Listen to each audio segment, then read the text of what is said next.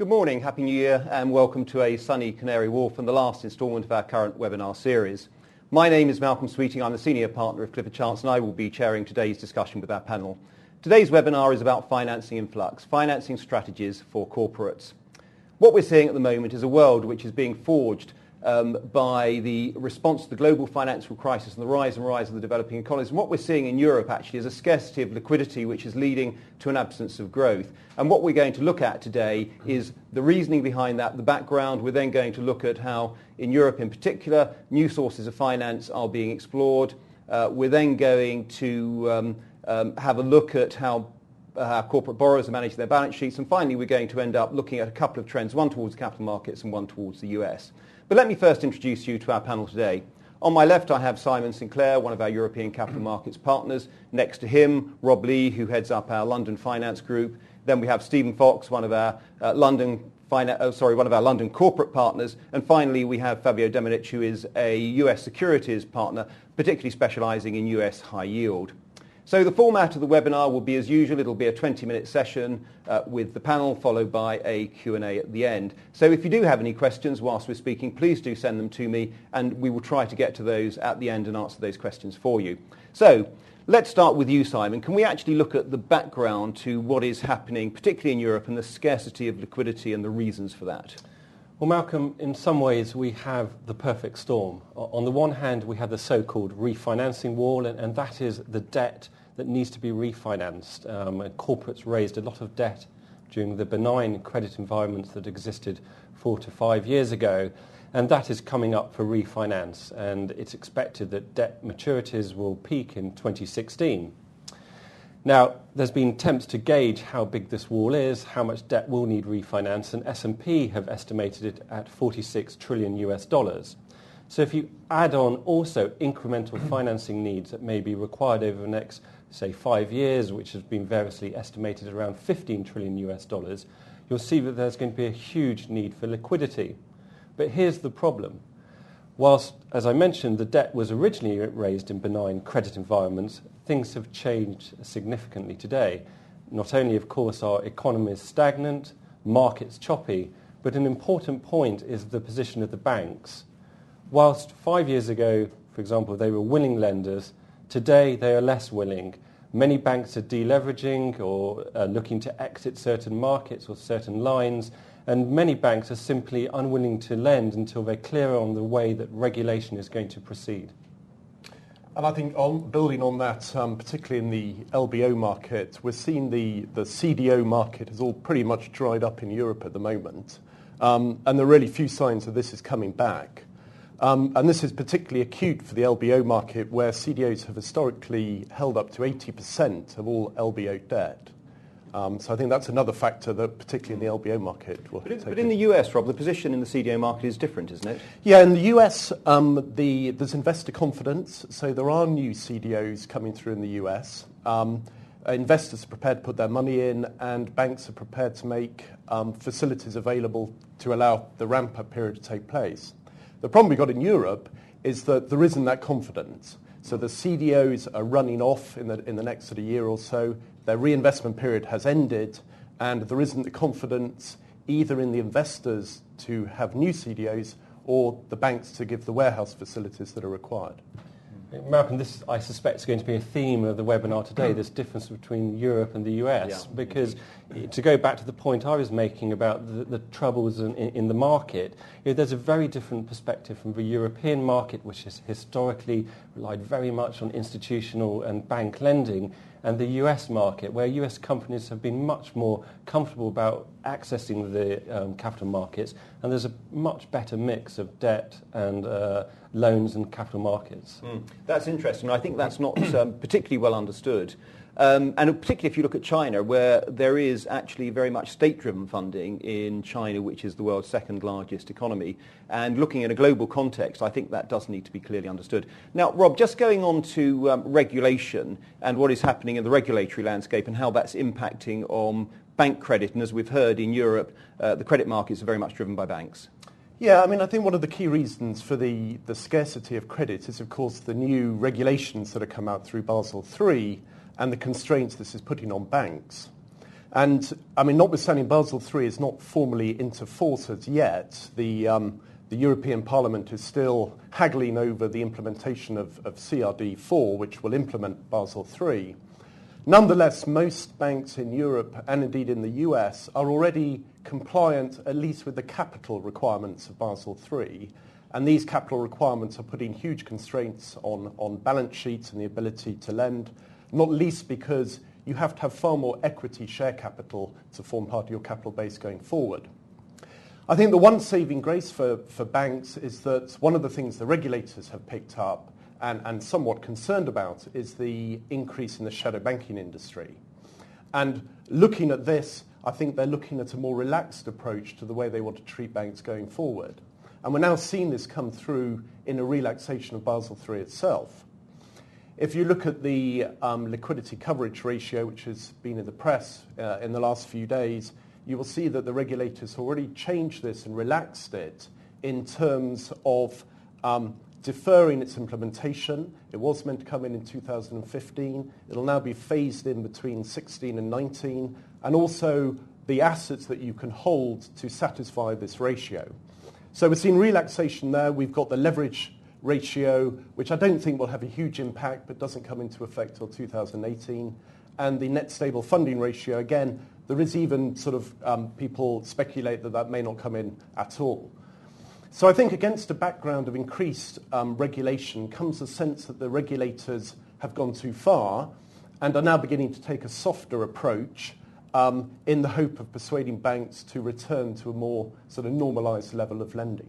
Okay, so a regulatory landscape that looks to me at the moment to be fairly fluid. I think another point just to mention here, because I think it is important in the global context, is actually the implementation of Basel III is uneven around the world.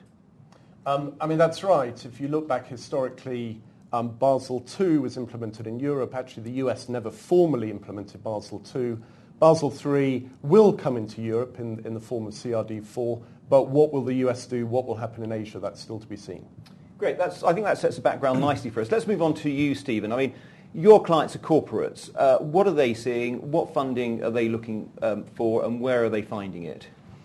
Well, Malcolm, despite some of the difficulties that have been enunciated by Rob and Simon and some of the uncertainties that are there, I mean, actually we've seen some very buoyant loan market conditions over the last couple of years for corporate borrowers. And certainly those higher up the funding spectrum, in particular the large corporates, I think have not really been credit constrained. There's little evidence of them having been struggling for credit. Clearly at the other end of the spectrum, particularly amongst SMEs, there are more challenging conditions, whether that's because of general lack of availability or because of pricing. And I don't see a huge amount of change to that dynamic over the course of 2013. Corporates will continue to build up cash reserves. That is one change, I suppose, in today's environment, is that corporates are much more prepared to have large amounts of cash sitting on their balance sheet than they were before. So the focus really for corporates continues to be on cash management and, where possible, deleveraging, as well as on analysing and managing broader financial risks such as pensions. And in doing so, I think the fundamental questions continue to be, what's the availability of credit, on what terms, including overall cost, and indeed how long for, and how quickly can it be executed, minimising execution risk. So within that context, I think what we're seeing is bank finance continuing to be an important part of credit supply, but a move, as Simon suggested, more towards perhaps a model that they're accustomed to in America, where capital markets is a larger proportion of the debt mix. So greater management of banking relationships is key. Looking for the right fit with your bankers, in particular in light of your business, your geography, and indeed the ancillary services that you need. Banking credit, there's not a lot of margins made on that at the moment, and therefore ancillary business is important to developing those relationships. There is this disintermediation towards removing the dependence, if you like, on one source of finance, historically the banks, and looking at different currencies and different markets, so that you're not subject to the risks of just one particular source. In particular, over the last year, I think we've seen a boom in capital markets and high yield. Yeah, in high yield, well, we've certainly seen an increase in the last couple of years of borrowers refinancing a portion of their senior term loans with high yield notes. It's proven successful for borrowers to to use high yield as a means to push out the maturity and diversify their sources of liquidity. And I suppose the other advantages of using high yield for those corporate borrowers has been the fact they have a looser or more flexible covenant package, plus they don't have the inconvenience of a debt amortization schedule. Mm-hmm. And that's similar, I think, in the bond markets as well. There's been a lot more activity, whether it's through private placements or accessing the public markets for bonds. Less dependence on bank debt. The bank debt remains there, though in many instances largely undrawn, save for a rainy day.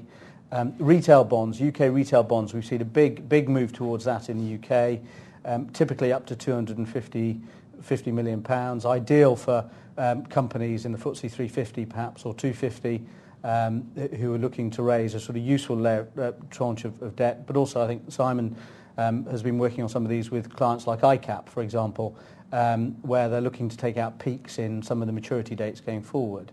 So financing is becoming much more ratings driven, and I would just on that point I would say that a message that we're picking up from a number of corporate clients who are yet to access bond markets is a degree of nervousness about the rating agencies and being beholden to those rating agencies and the fees they have to pay, the uncertainties that come with that.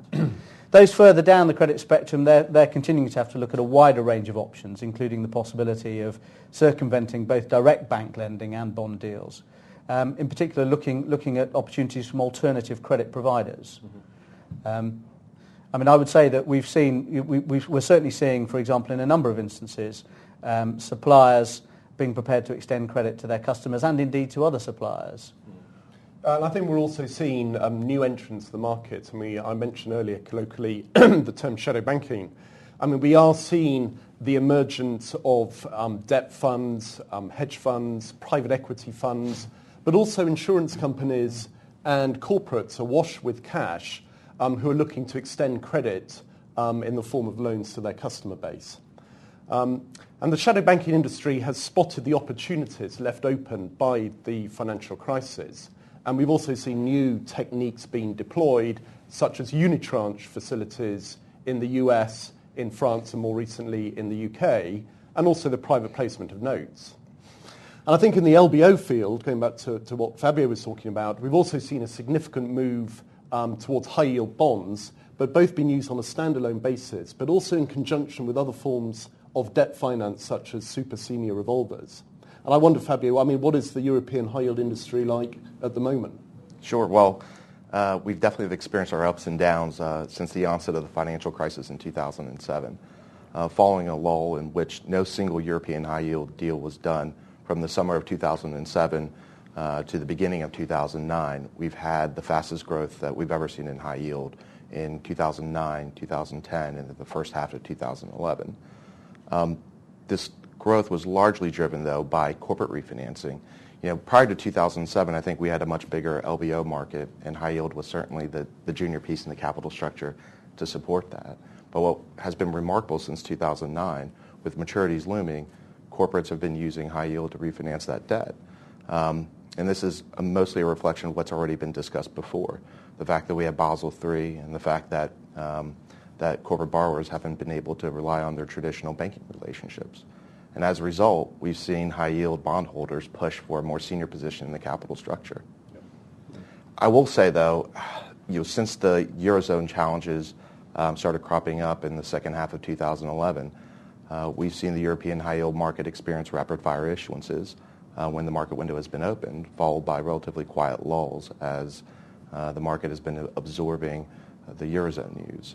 And as a result, it's, as I mentioned before, it's had its ups and downs.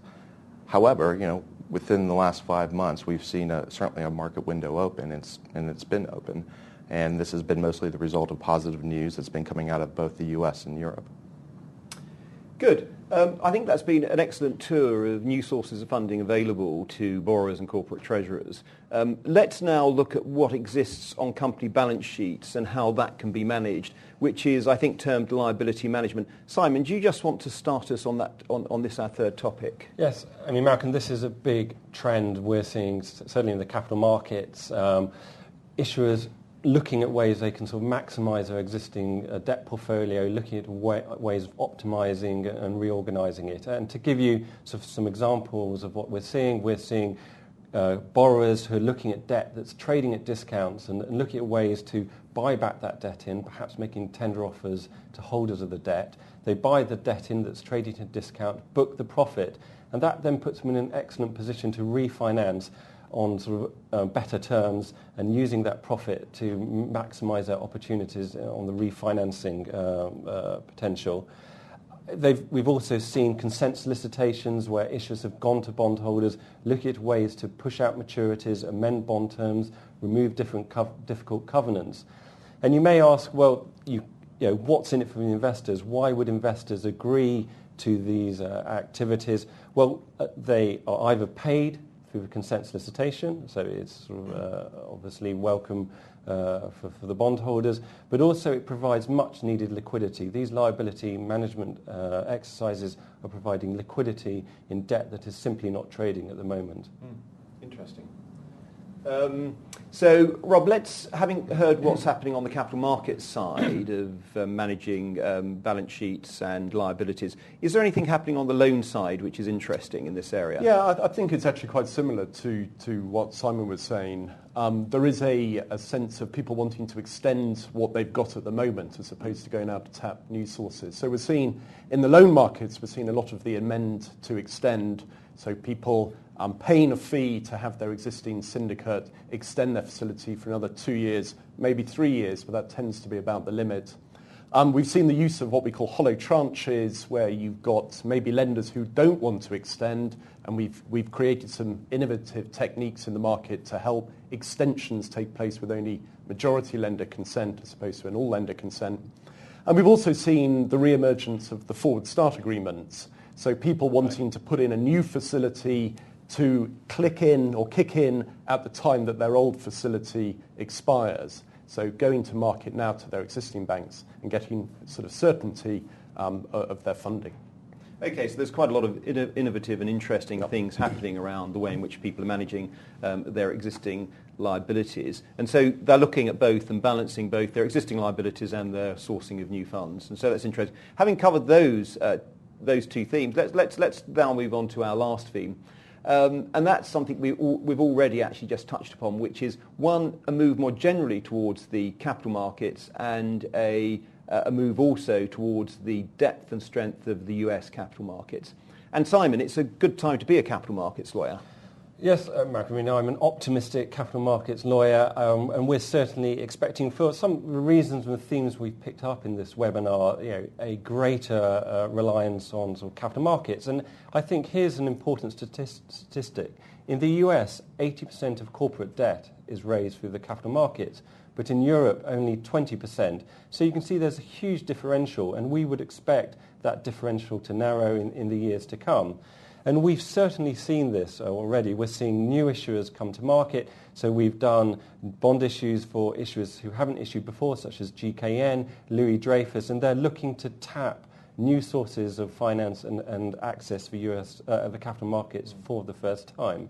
Okay, so it seems to me, going back to a point that we've touched on previously, which I think is a very important point, that the health of the European banks is absolutely essential to a properly functioning European market providing liquidity in a way that it isn't so much in the US. So that's, I think that's actually quite an important point, which is coming through. That's right. I mean, and another theme, Stephen, I'd be interested in your views on this, is we're certainly seeing corporate clients think about capital markets in the context of their M&A funding. It's certainly coming into their planning. Yeah, definitely. I mean, acquisition finance continues to be a challenging area, no doubt about it, and the outlook is mixed. I mean, one of the big philosophical debates is the debate about supply and demand. Certainly, many would argue that actually part of the reason that people are struggling on the credit side, and in particular in relation to acquisition finance, is because the demand has been pretty low. There haven't been very many people out there looking at M&A opportunities. People have been looking to de-lever. As a consequence of that, you need the demand, and clearly the mix of that in the US is much stronger. There is much better demand and there is much better supply. Acquisition finance at the moment seems to us to be driven very much towards the sort of bridge to bond type structure, or bank loans being refinanced by US bond takeout subsequently. And now, Simon, back to you. European banks, where are they finding the funding in order to provide the liquidity? And so another perspective on that. Yes, we're seeing that it's absolutely critical for European borrowers to tap the widest investor base possible. Stephen mentioned the UK retail bond market, which is exploding as a new source of funding, but also we're seeing a real move to tap the US market. I mean, the depth, the size of liquidity is absolutely critical. And to give you an example of this, when Barclays issued their contingent capital transaction, it was critical for them to bring the US market into play. And although that involved extra work and time and in terms of execution, it was very important for them to be able to bring in that US investor base to improve pricing and increase liquidity. I would just mention one point. I think historically, issuers have been nervous about the US, worried about liabilities, worried about the disclosure standards. And one of the trends we've seen, which I suspect will continue, is convergence of disclosure standards between the US and European markets, which is making the US a lot less scary for European borrowers. So, Fabio, good time to be a capital, or as they say in the US, a securities lawyer, Yeah. An even better time to be a US securities lawyer. So let's just hear your perspective on what's happening in the US markets and their attraction. Sure. I mean, well, I think historically, given what Simon has said, I think European capital markets have tended to experience more stops and starts than the U.S., and that's strictly a function of the size of the European capital markets compared to what you see in the U.S., where it's just, still, at least on the high yield side in the sub-investment grade space, it's still just a fraction of what the U.S. has. I think the small amount of liquidity available in Europe has led to these stops and starts and to these fits of reaction to macroeconomic events that people don't control. However, I think as the European market matures and there's more liquidity, certainly in the sub-investment grade space, I think we can expect to see a healthier market and fewer stops and starts. Interestingly, when we saw the European high market experience one of its lulls in 2011, given similar to what Simon had said, we saw a lot of European issuers tap the U.S. markets, and those European issuers tended to be ones who had a significant portion of their revenues in U.S. dollars or had U.S. operations. But it wasn't just strictly limited to them. There were other European issuers that were able to tap the U.S. markets. Typically those that were able to be successful in doing that were ones who were in, let's call them, favored industries of U.S. investors, telecom, oil and gas. And I think the reasons behind that is just a function of U.S. investors liking to invest in credits that they understand or are more familiar with. So I think a substantial portion of a European issuer's issuance can actually be done in the U.S. successfully if it's in the right industry. And really, just to add to that, I think one of the other things we're seeing is chasing better returns. So we are seeing Canadian US funds, again, the sort of shadow banking industry, but your KKRs, your Apollos, your big funds out there looking to Europe because they sense there are better opportunities and better returns. So again, that money is also coming over the water.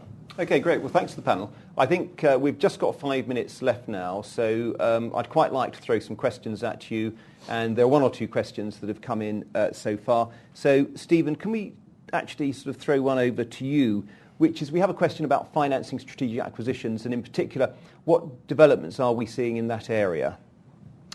Well, we've talked a bit about accessing the US capital markets and bridge-to-bond finance. So clearly that's an area of development and a clear move in that direction.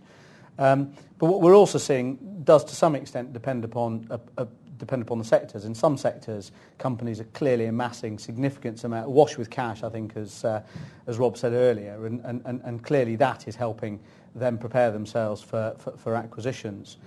What we're also seeing are changes in structures of deals, though, to help with the financing. So, for example, we're seeing sponsor-backed deals. So last year we saw ArcelorMittal acquisition of Baffinland iron mines through a joint cash bid with EMG, as an example.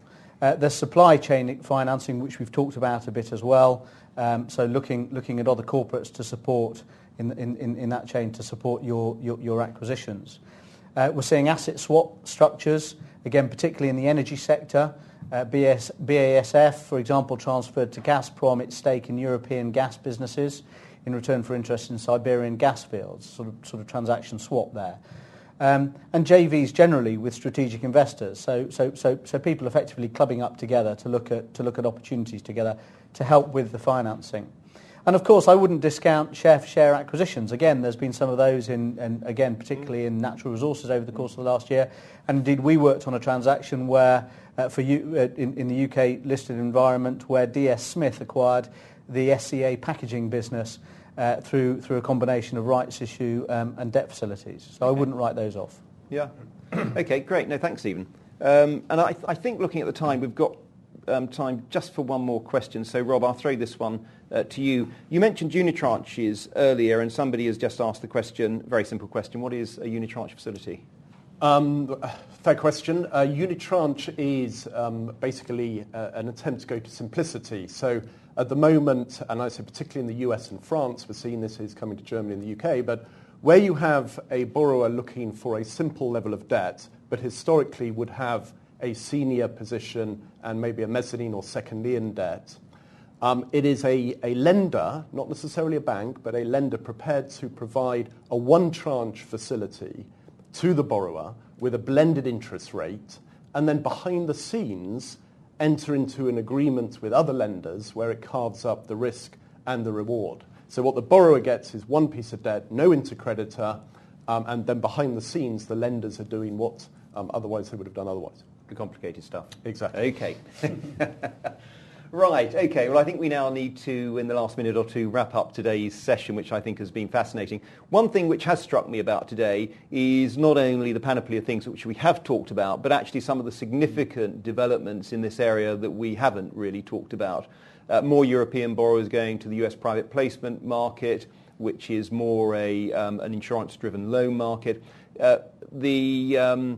Islamic finance and the Sukuk markets, I think, actually we haven't explored, but they're coming much more into the mainstream.